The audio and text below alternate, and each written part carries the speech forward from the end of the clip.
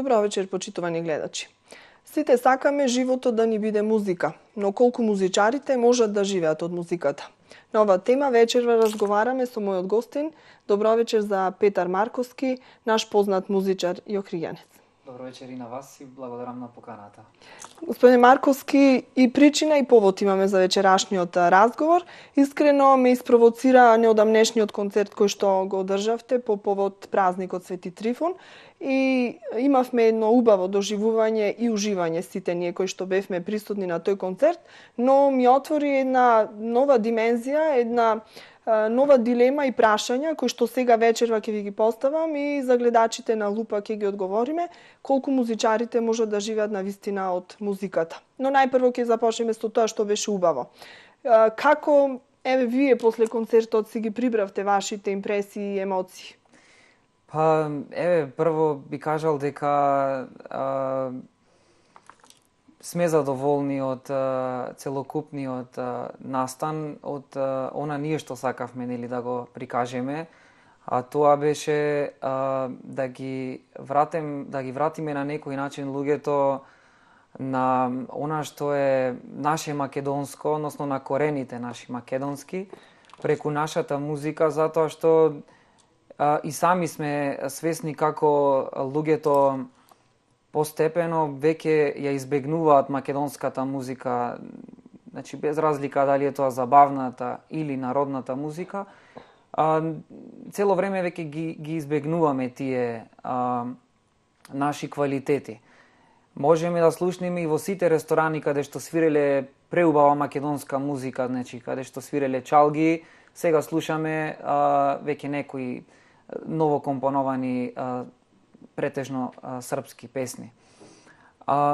Ова го направивме со цел најмногу на младите да им прикажеме една нова димензија на македонската староградска песна од наш аспект, значи македонската староградска песна преработена во еден понов аранжман, пијано и вокал, а секако и оригиналната верзија на песните со чалги, како што се свирала и пред 100 и пред 200 и пред многу години, оној оригинален звук на македонските ноти. Така да би кажал дека сум задоволен затоа што ова беше прв настан, мислам дека јас имам 25 години, мислам дека е прв настан во Охрид кој се одржал стрикно и за празникот Свети Трифун. И кој бил посветен и на виното, и на љубовта, но и на македонската музика. Така. Идејата за овој настан, за овој концерт ви тлееше негде од декември месец. Так. Тогаш ви се роди и почнавте да пробувате како сето тоа би изгледало и потоа едно на друго се надоврзуваше. Да. Сега не е мал настан за еден град како што е Охрид и за една ваква средина да се организира сето тоа. Освен она што го видовме ние на сцената, кој стои позади вас и позади организацијата на овој концерт? Пред се за организацијата на овој концерт би се заблагодарил најмногу за соработката со Охридско лето, фестивалот Охридско лето, затоа што на некој начин ние добивме огромна поддршка од нивна страна, а и би се вклучил како еден од малкуте охридски музичари кои добиле и шанса да бидат значи на еден плакат, да кажам најпросто, со значи тие заеднички имиња. Така да јас сум премногу благодарен на нивната помош и поддршка, како едни од исто така главните, да речам, виновници за тоа што се одржа овој настан. А инаку би кажал, многу е тешко за луѓе кои никогаш не пробале да организираат било каков евент. Значи, најпросто гледано, еден најмал евент во кафич, во кој збира 50 или 100 луѓе, не е мала работа, а па камоли концерт каде што се вклучени 50 луѓе можеби, каде што има огромни трошоци, каде што се треба да биде под конец, затоа што луѓето на крај крајва на никој не ги интересира зошто е Тоа така. зошто е тоа така, зошто Дошле проблемот да настана. уживаат. Да, тие дошле да уживаат и сакаат се да биде буквално како што треба. Ние мислам дека општо и сите луѓе, еве би кажал, можеби не знам, ние во Македонија повеќе сме малку мислам дека тоа е се поради и телевизијата, поради политичките проблеми измешани, сите луѓе се станати на некој начин критичари. Значи, најлесно е да критикуваш на некој, отколку да му ги кажеш добрите страни. Во 10 добри работи, најлошата една работа ќе ја издвојат и ќе ја направат дека е најголема. Значи, тоа е многу лошо за луѓе кои се трудат, затоа што не е поттик, ги демотивира, ги демотивираат луѓето. Сега да ви кажам искрено, после концертот, барем јас прочитав во најголем дел позитивни коментари и позитивни критики. Сега вие сте оној што го прави нештото е најмногу самокритичен и тој ќе си ги најде маните, можеби оние кои што другиве не ги гледат. Дали вие сте генерално задоволни како сето тоа протече? Или имаше нешто што ви остана недовршено? Јас сум многу, значи, самокритичен и мислам дека и можеби сум и преголем перфекционист, сакам сите работи да се под контрола, ама дефинитивно, значи тоа не може да се случи никогаш. Си ги знам сите работи кои сум ги погрешил, затоа што бев вклучен како главен организатор на овој настан и ги знам како функционираа сите работи. Дел не зависеа работи од мене, значи беа работи кои зависеа од луѓе и уште е потешко кога зависиш од несериозни, значи, луѓе. Така да ипак се тие на крај би кажал мои грешки, затоа што јас сум се осврнал на тие луѓе, но во глобала сум задоволен затоа што го постигнавме ние она што го сакавме уште од првиот пат кога ни дојде оваа идеја. Сега многу е убаво за еден уметник кога ќе биде растеретен од се она што е организација и што треба да се случува на сцената и позади сцената и тој да биде само фокусиран на она што е неговиот дел, односно на неговата изведба на конкретно еве композициите, бидејќи станува збор за музичар, но вие бевте се во едно. Значи и од организацијскиот дел, и од спонзорства, и од се друго. Финансискиот дел кој што најмногу оптоварува, дали нешто ќе се случи или не. Сигурно. Дали може во Македонија да очекуваме уметниците да се само уметници или уште долго време ќе бидат се во едно?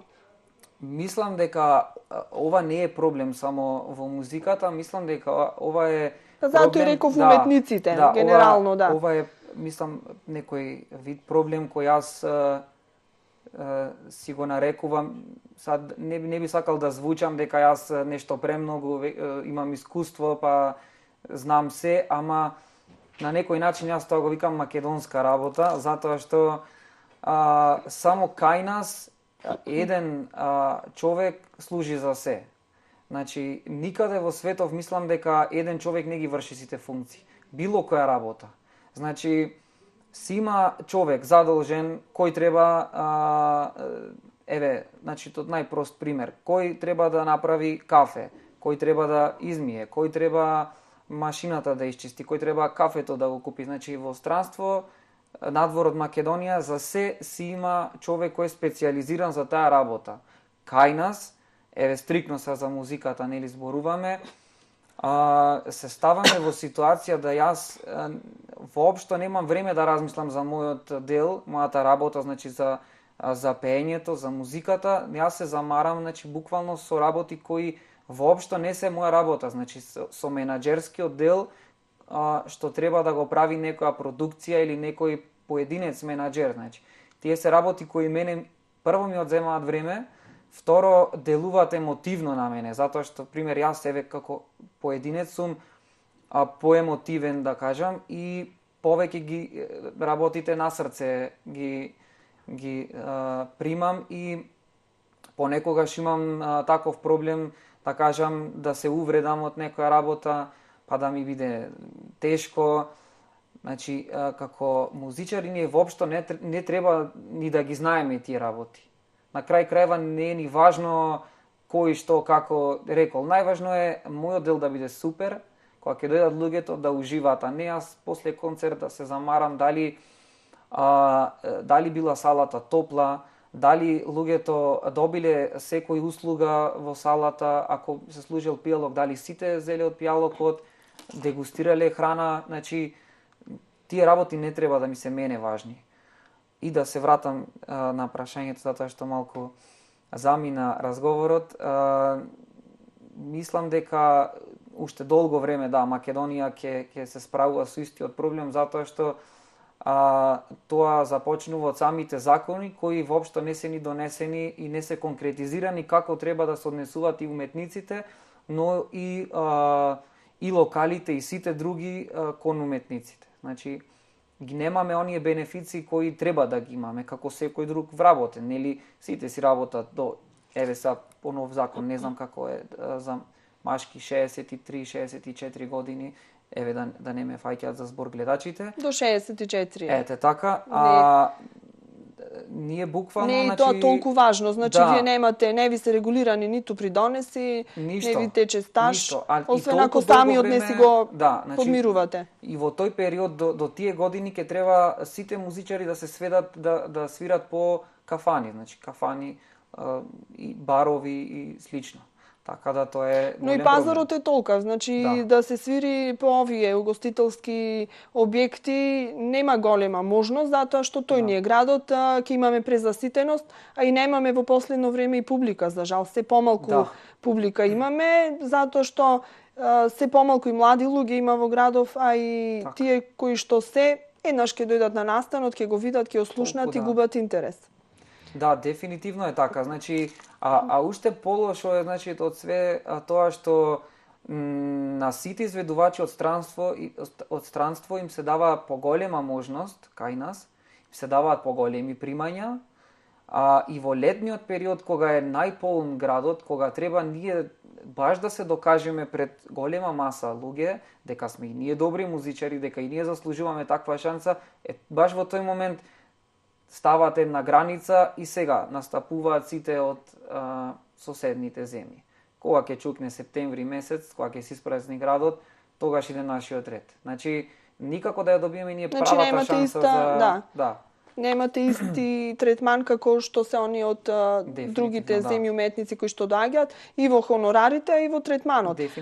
Пак обратно, кога ќе наш уметник кога ќе оди во странство, па таму не е третиран како уметник од прв ред, туку напротив, значи и таму му е хонорарот помал, затоа што па тие си ги штитат своите уметници.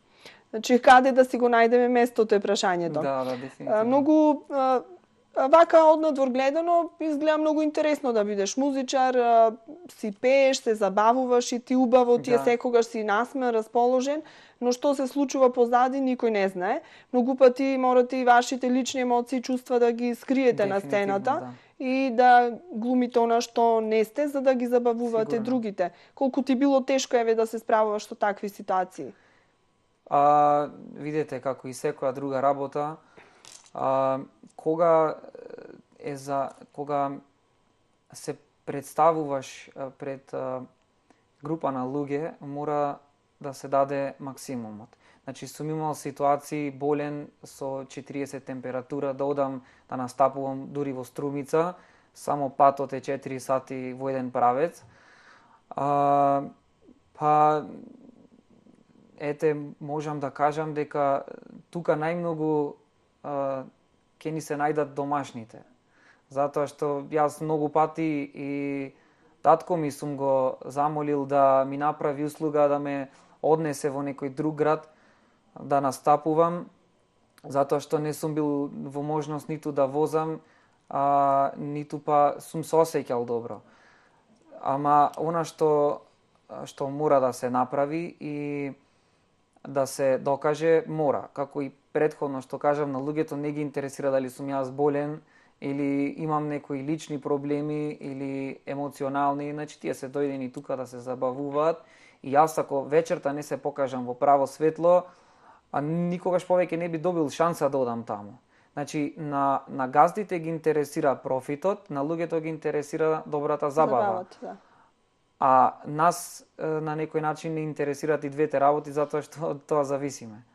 Така да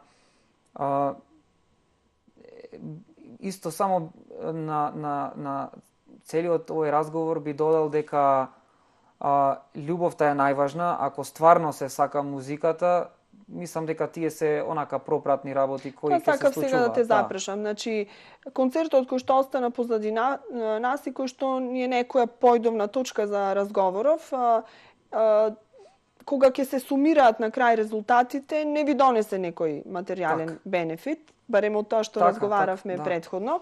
Еве, исправиме ако не е така. Но го направивте и имате идеја и понатаму да го повторите и во другите градови на Македонија, да направите некој сличен концерт. Колку може да се заработи од едни вакви поголеми настани и што е она што ве води, затоа што мислам дека материјалниот аспект не е тоа. Па не, видете, секој почеток во кој и да е бизнис, па еве и музиката како поединец, како што и се трудиме да направиме нешто, е тежок факт. Е тоа и за да се стигне до едно ниво, особено во град како Охрид, каде што настаните во овој период, значи зимски период, се буквално на нула сведени, освен оној период Нова година, па тоа има повеќе некои евенти, настани, проекти. Се друго ни е сведено на нула. Значи, ние сме сега во ситуација да прво да воспоставиме на нова култура и да ги натераме луѓето да излезат малку од дома. Значи, тоа е малку тешка процедура, мислам, затоа што никој не е навикнат да оди ниту на театар, ниту на музички настани, концерти. Ние знаеме, значи, и големите концерти кои се случуваат на лето се полнат од туристи, не од наши луѓе охриѓани, затоа што никој од нас не е научен да оди на такви настани.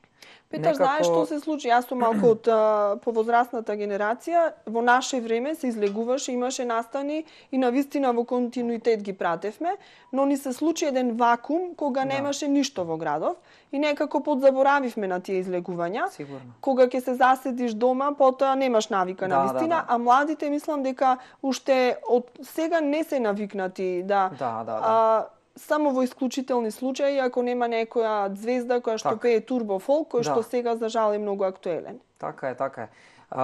Јас и практично овие настани почнав да ги организирам најмногу затоа што при некои домашни разговори со моите, сватив дека тие стварно немаат каде да отидат, каде да си се опуштат, да си поуживаат малку.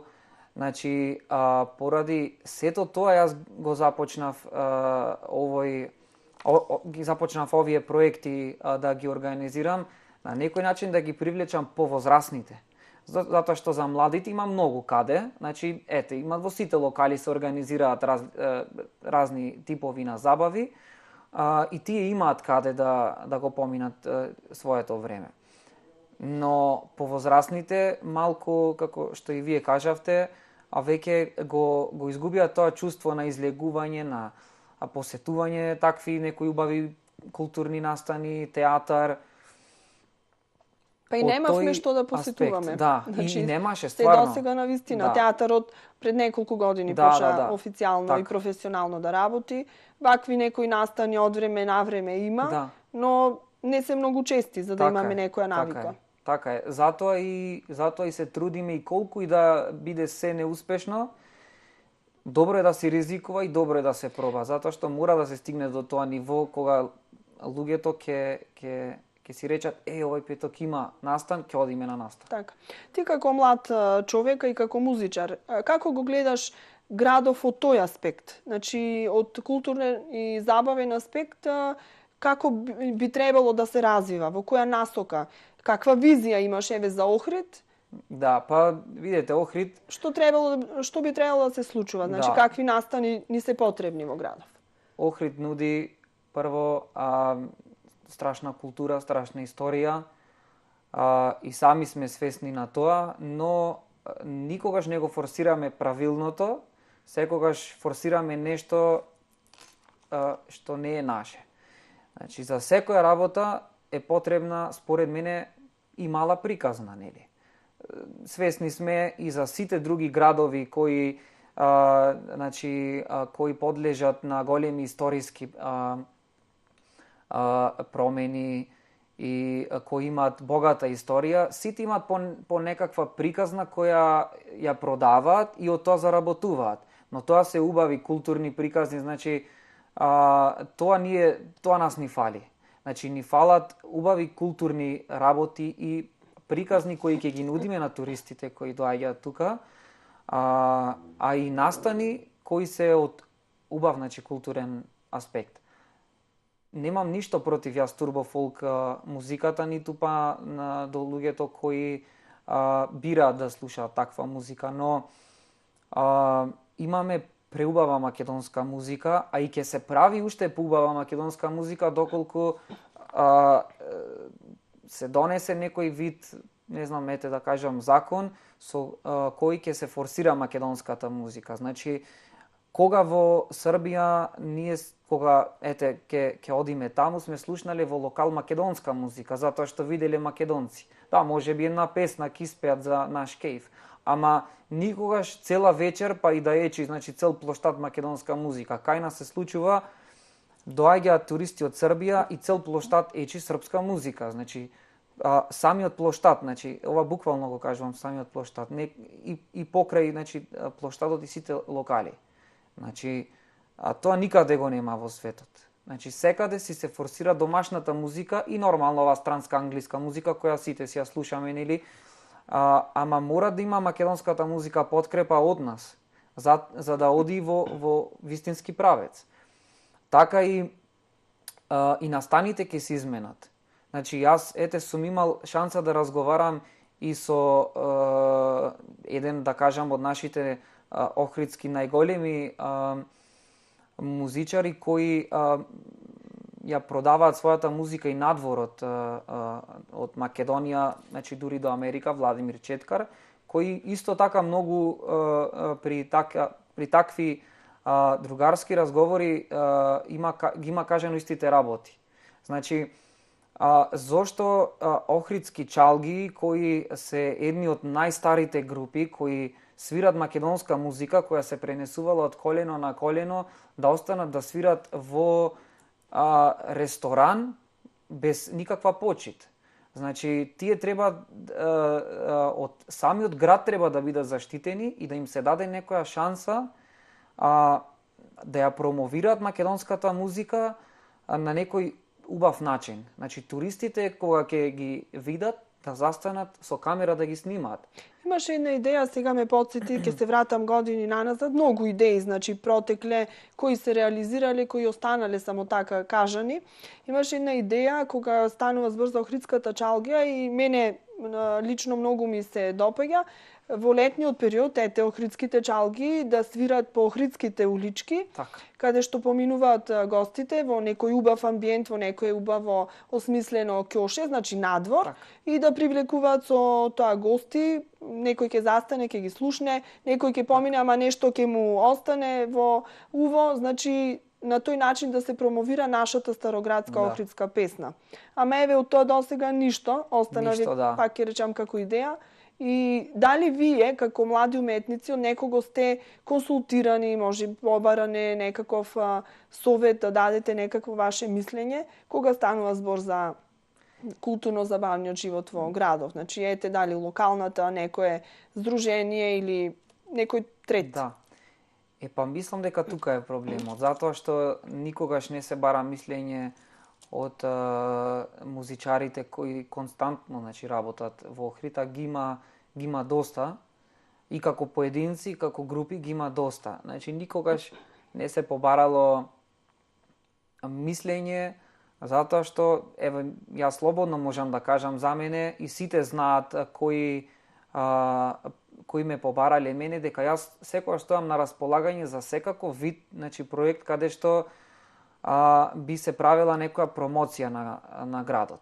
Или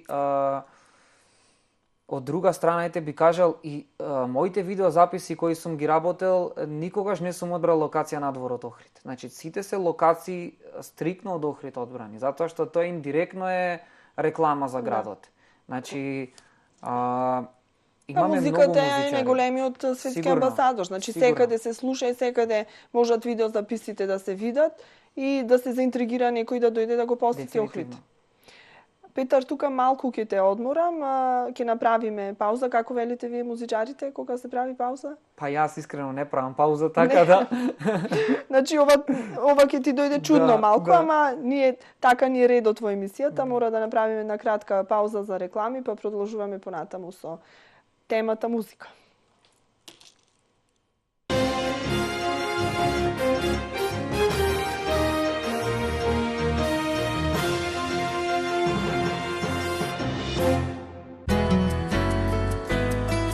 Маркет Миса во Охрид со богата понуда за вас. Секогаш свежо овошје и зеленчук, голем избор на готови јадења, широк асортиман на производи и постојано акции изненадување за купувачите. Препознатливи сме по ниските цени. Повелете, пазарете со мерак. Прима Мебел ви представува Лежај Фиренца за 16.990 денари, Регал Фейс со 25% попуст на целиот програм, гарнитура Бабилон за 29.990 денари и екстра поволни лизгачки ормари со 35% попуст, веќе од 9.990 денари. Побарајте европски квалитет по најповолни цени во салоните на Прима Мебел во Скопје, СП Планет и салони во Куманово, Прилеп, Охрид и Битола.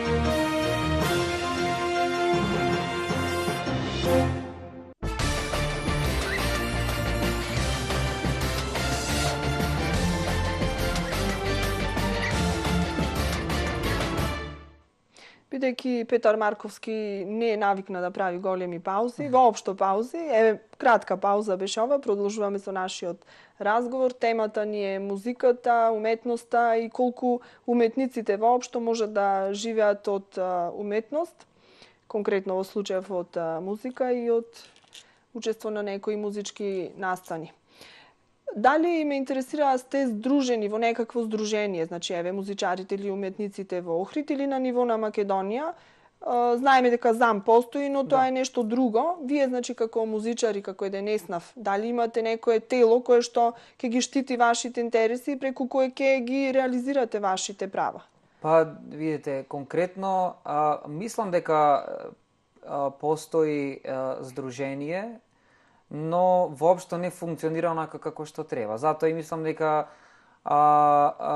тие и што се зачленати таму се можеби онака продукциски кои спаѓаат во таа продукција од музичарите, артистите, тие и се зачленети, но дека функционира воопшто не функционира. Од друга страна Зампа зачленети поради самото тоа што кога ќе предадеме песна или кога ќе пуштеме таа песна во етер, треба да си ги содржи оние правила кои се дадени. Чисто тоа е за наше добро, затоа што може да се случи некој да преземе текст, да преземе музика, па ако немаме документ дека тоа е наше, лесно може да се изманипулира, па и на крај краева тој што ќе ја преземе музиката да ги добие потполно правата на таа музика или текстот. Така. Петар, ти имаш 3 твои песни. Да.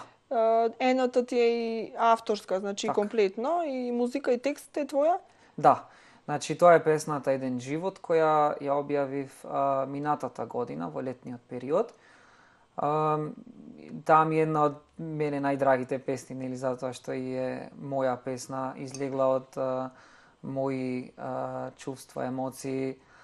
Текстот е мој и кога пишуваме сами, пишуваме за некои реални случаи, некои работи кои ни се случиле во животот и затоа онака ми е најдрага песна и би форсирал искрено моја музика, затоа што на крај крајава, па и да не ми успее, ќе се имам на едно CD како моја музика која сум јас работил додека сум бил млад. Така. Сега твојата кариера некако или музиката те прати уште од најранна возраст, так. Уште од 7 години си започнал да се занимаваш, го имаш завршено нижото музичко училиште Методи Патче, свириш виолина и те запрашав предходно пред емисијата зошто не си продолжил, бидејќи си имал забележителни успеси и освоени награди на државни надпревари, зошто не продолжи средно музичко? Па тој период по завршувањето на основното музичко училиште мислам дека онака ќе ми остане тој како најтешкиот период досега кој сум го имал за донесување на некоја важна одлука. Значи имав период од некои 2-3 недели, можеби и месец, не сум сигурен. Буквално не може воопшто да спиам навечер затоа што не можев да одлучам дали сакам да продолжам да студирам музика или сакам да останам во Охрид во гимназијата Свети Климент со моите другари. И се ставам во ситуација на секое детенце на 14 години, сигурно не може да одлучи што сака понатаму во животот. Па тука од една страна би ги ставил и моите родители кои на некој начин ни се плашеа да ме пуштат сам да одам во Скопје и од друга страна и го оправдувам тоа нивно размислување затоа што сепак дете на 14 години подлежи на секакви работи и треба многу да се внимава, значи посебно кога не е во исти град со своите, малку е дали ќе се посвети на музиката, а од друга страна пак кај нас уште важи правилото ако оди да студира музика готово, тука завршува се, нема работа, нема ништо, така да измешани многу работи на едно место и преовлада тоа што беше попрактично во тој момент. Сигурно, и можеби малку на мене влијаеше тоа што друштвото цело ми замина да учи гимназија Свети Климент и на некој начин сакав јас да сум со сите, па се изменија работите. Така. Сега од веќе подавна се најавува отварање на средно музичко училиште во градов, но некако не се реализира тоа. Што мислиш колку би било потребно, затоа што имаме доста талентирани дечиња на музички план и музичкото училиште Методи Патчев на вистина нижи голем број успеси и сигурна сум дека многумина од нив се нашле во твојава ситуација, размислувале, но кога би имало средно училиште, многу полесно би им било, би им ги скратиле маките и децата би се одлучиле да продолжат средно музичко затоа што ќе имаме во нашиот град. Вие како млади уметници малку можете да тука да дадете своја заложба, иницијатива за да се отвори тоа средно училиште. Да, дефинитивно. Тоа е прво добро да се отвори затоа што и многу дечиња нема да се двоумат дали да продолжат или не, затоа што веќе ќе имаат шанса да се тука, автоматски веќе останува тука и во градот. Значи, тоа е и проблемот кај нас малку во Охрид, затоа што на време не се донеле прави одлуки да се отворат во Охрид повеќе и факултети, повеќе школи за младите да останат тука во градот, тука да творат, тука да бараат работа. И од такви причини сите заминуваа надвор од градот. И веќе се дојде до некоја ситуација веќе и да се мислат дали треба, не треба и за кого ако се отвори таква школа. Значи и да се отвори таква школа не е мала работа. Сигурно ќе има можеби 50 професори. Значи тие треба да се платат, а ќе се платат ако има доволно студенти.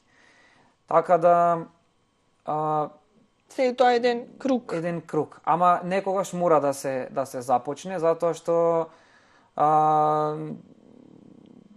кога тогаш луѓето ќе сватат и ќе почнат наместо во Скопје да доаѓаат во Охрид да студираат. На крај крајва па Охрид е 100 пати подобро место за живење од Скопје. Така да ќе се стационираат сите тука работи. Нема да остане само Скопје. Па имаше идеја да се прави Охрид универзитетски град, ама еве, се уште сме на 2 факултети со некоја интенција за отварање. Мислам дека веќе се отвори филмската академија, мислам и тоа е за поздравување. Можеби понатаму ќе се шириме и можеби во музичката сфера, ќе имаме и музичка академија во некое догледно време. Ти потоа, значи твојот пат е вака континуирано како одел, потоа се запишуваш на економскиот факултет и го заврши, дипломиран економист си и сакаш и понатаму да се усовршуваш во таа сфера. Ми рече дека имаш намера и да магистрираш на економски науки. Дефинитивно. Да. Ама тоа сакаш да го направиш надвор од државава. Зошто? Да, па видете да не звучам како и сите други млади, и можеби така е не знам како да би се изразил тука точно, но најмногу би сакал тоа да биде странство, затоа што прво би се стекнал со многу нови искуства. Значи, би стекнал една и нова култура, нов можеби начин на живење. Најмногу од се би научил уште еден јазик кој и би представувал и факултет плюс, нели? Сега моментално без англиски јазик никој ништо, значи не може да функционира, па камоли и да имаш опција за повеќе јазици кои ги познаваш. Затоа и сакам да магистрирам некаде надвор од нашата држава, за да се здобиам со сите тие квалитети кои понатака можеби би ми помогнале во натамошниот начин на живење, па и да се занимавам се уште со музика. Мене искрено и тоа што сум го учел многу ми се наоѓа сега во овие ситуации, затоа што се ставам во ситуација главен организатор на настан, треба да ги познавам сите работи како функционираат. Факт дека тие работи најмногу се случуваат кога на дело, да кажам, не преку книгите, ама ќе ги имаме оние основи кои ќе ни се важни, нели, за понатак. Така да поради сите тие квалитети би се одлучил да го направам тоа надвор од нашата држава. А дали би заминал да живееш надвор од нашиот град, од нашата држава? Искрено не знам. Јас сум страшно, значи, заљубен во нашиот град. Секој ден си посветувам барем по едно кафенце да го испијам во некој локал каде што ќе си го имам онака цел видик да уживам и во езерото и во сите други убавини. Од друга страна, исто сум доста приврзан со моите дома, така да не знам дали би се одлучил на тој чекор, сепак не знаеме нели животот каде не води и во какви ситуации ќе се најдеме. Ама би оставил, не знам, на времето. Стварно не знам како би кажал за тоа, дали сум или не, за да живеам надвор, не знам. Најчесто кафето го пиеш со твојот најдобар пријател, но и соработник, мора да го споменеме, инаку не би биле навистина коректни, Даниел Јовески, кој што те придружуваше прекрасно, морам да признам, значи навистина виртуоз на пијано и имам податок дека е самоук, дека нема некое образование. Секоја чест, навистина. Така, дефинитивно. Како изведе посебно неколку композиции, Борса Дила мене ми остави посебен впечаток. Од овде од Лупа честитки. Даниел не сака многу да разговара, не не е таков тип, но ќе го поздравиме и ако немаш добар партнер, не можеш да успееш во животот. За се треба двајца. Дефинитивно. Даниел пред се е мултиинструменталист. Значи свири над 20 инструменти. Сите ги научил сам, што е буквално за пофалба, затоа што треба огромен талент да се има за да се успее да се совлада еден инструмент во своите основи. А Даниел успева тоа да го направи и како професионалец. Значи, не дека е мој најдобар пријател, ама стварно мислам дека е еден од најдобрите музичари. Покрај тоа и најдобар се покажа и како режисер на видеозаписи и во аудиопродукцијата. Исто така е многу важно кога двајца дишат и се на иста фреквенција. Затоа што само тогаш може да се постигне еден успех, бидејќи и двајцата знаат како треба да функционираат работите, а и во ситуација кога сме се нашле, пример да погрешиме некоја песна, тоа воопшто никој не би го приметил, затоа што толку добро комуницираме на некој начин се покривате еден со друг, сме во ситуација да го покриеме тоа и никој да не примети.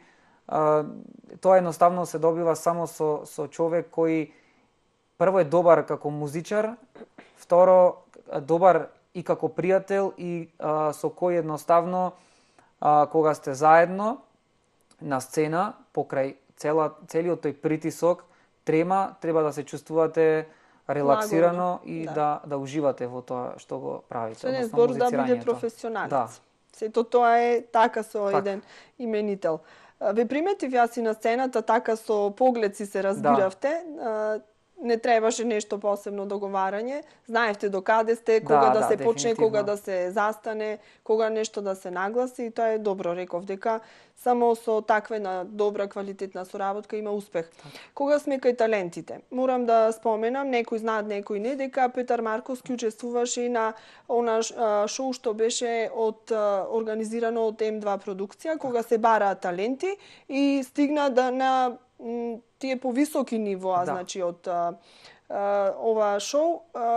Сакам да те запрашам, бидејќи во моментов многу сме преблокирани со вакви шоуа кои што се случуваат во нашето соседство, а се дават на нашите канали, значи национални канали.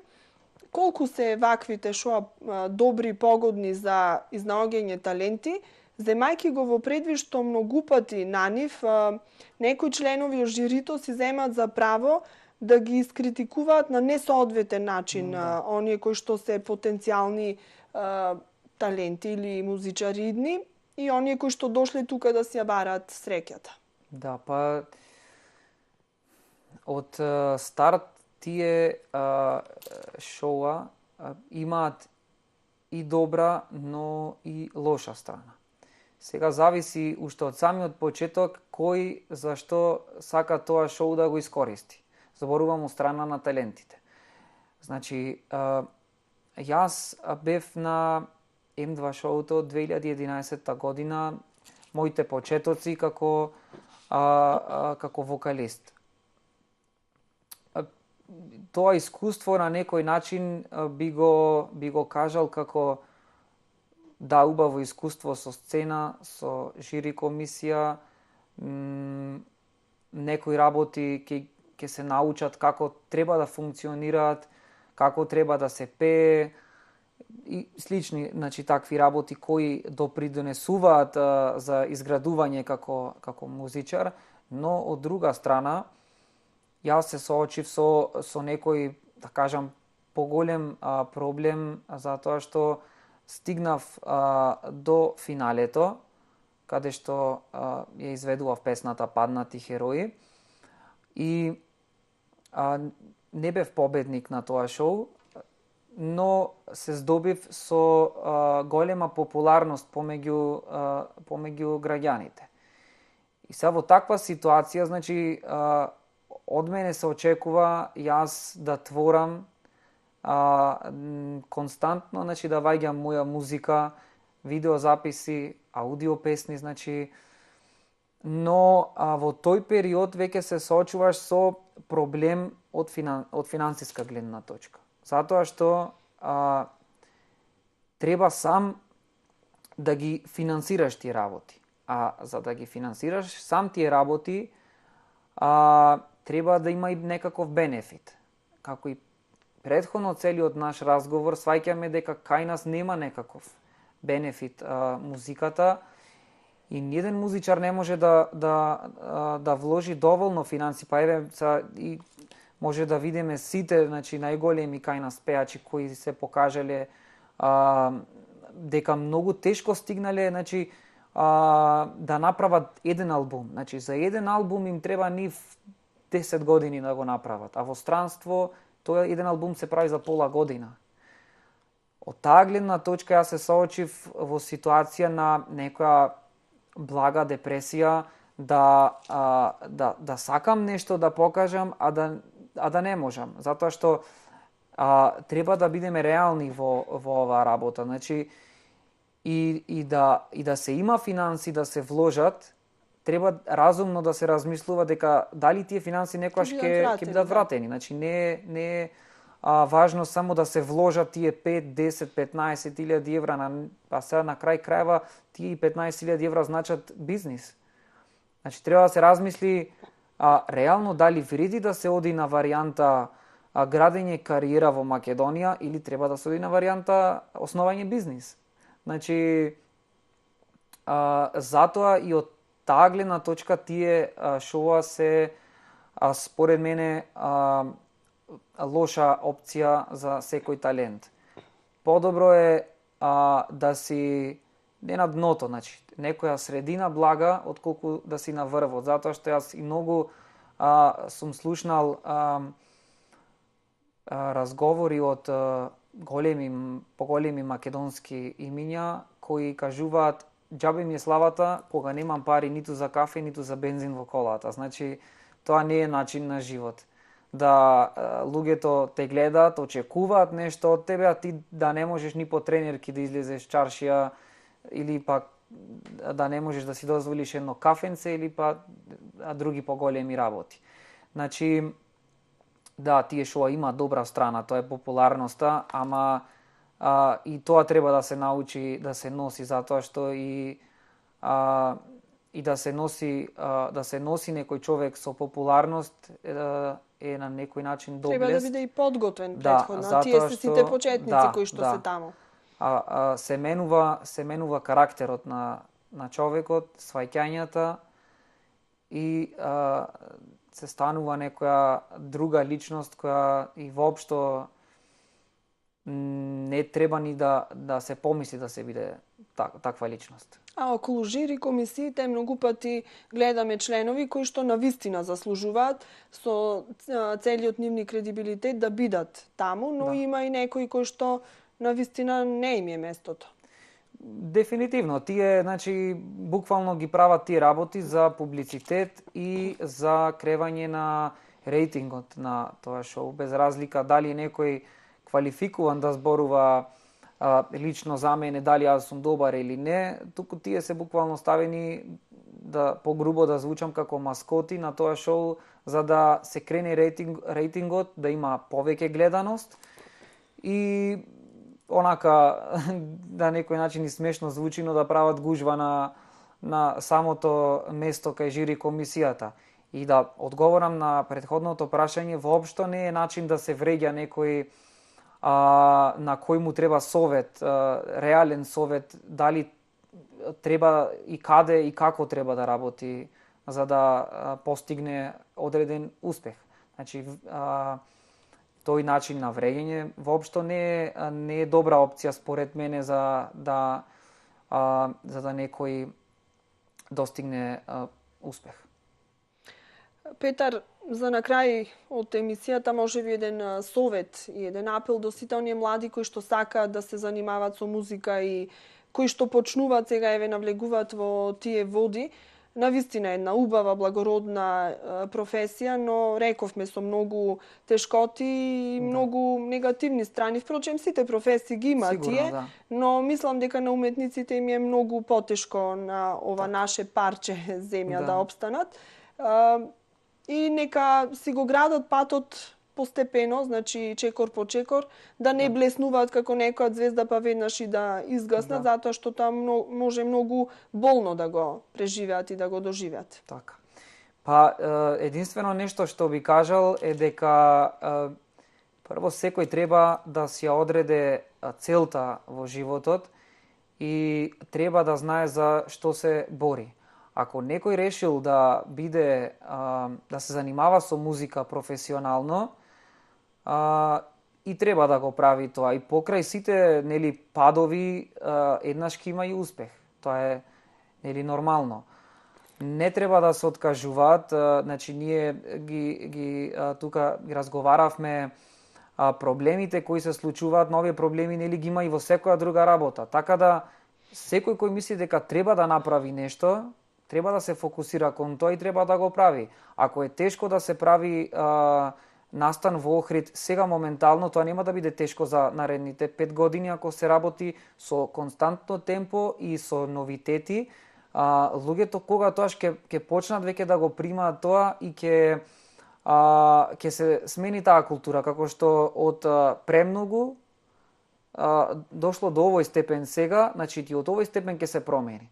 Значи да се фокусираме кон она што сакаме, да го работиме тоа што го сакаме и да не се плашиме од неуспеси, затоа што неуспехот е само дел од животот и кога тогаш ќе дојдат тие 5 минути, ќе се успее и ќе си го живееме она што ние го сакаме. Кога да очекуваме ново уживање заедно со Даниел? Што ни подготвувате? Па еве да откријам за крај, планираме нешто за 8 март, односно денот кој е посветен на понежниот пол, така да тоа ни е за сега во план, но за брзо останатите детали. Благодарам до некој наше наредно видување, исполнето секако со музика и со убави песни и ноти. И да те запрашам за крај, кој ти ја направи фризурата? Дефинитивно мојот и комшија и најдобар пријател Сашко Арснова. И мене тие веќе години наназад ме разубавуваат. Поздрав до нив и до Васидора Бутикот, кој што секоја емисија ми нуди нешто ново за облекување. Благодарности до гледачите, благодарам за учествието. Благодарам и на вас.